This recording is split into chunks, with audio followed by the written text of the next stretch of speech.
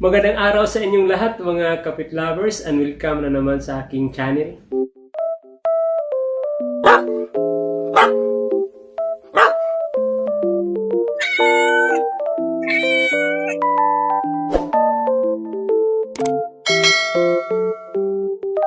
Ang pag-uusapan natin ngayon mga kapit lovers ay tungkol sa ating mga alagang aso na may skin allergy.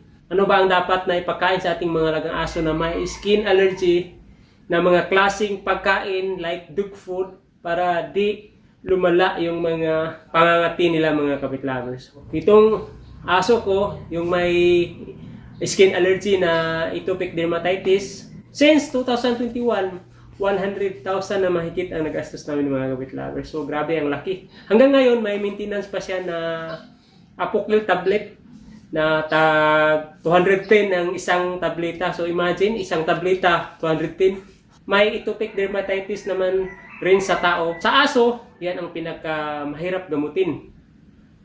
Ayon sa vet. Di ko alam pala na may mga pagkain pala na or dog food na para sa mga ganyang aso na may skin allergy mga kapit lovers. Dahil kung papakainin ko dati ng mga ordinaryong dog food, di ko alam na yun pala ang dahilan ng pangangati niya. Nagtaka ko nga, grabe ang tagal na naming nagamot nito. Laging pinapainom ng tableta na Apoquel, ganun pa rin. So ngayon, wala pa isang buwan, may na-discovery ako.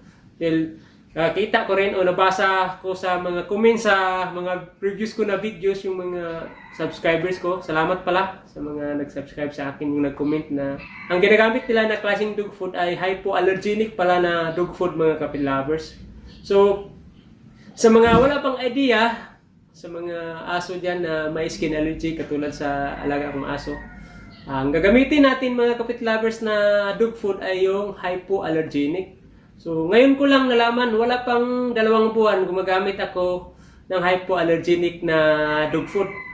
Sa akin, kahit anong brand, basta yung beef at lamb lang na flavor. Yung chicken, di pa ako nakatry dahil baka mag-allergy yung aso ko. Pero ewan ko, dahil hypoallergenic rin yun yung chicken. Papakita. So yan ang sinasabi ko sa inyo mga kapit lovers, yung aso ko na may skin allergy na atopic dermatitis. Cut, King.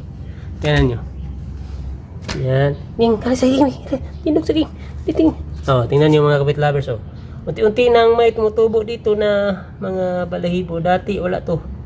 So, ginagamitan ko siya ng hypoallergenic na dog food. Dati, kahit anong brand ang ginagamit ko. Ito, wala tong balahibo. Ngayon, unti-unti nang tumubo mga kapit lovers yan, no? Diba? Tapos di na siya masyadong nangati.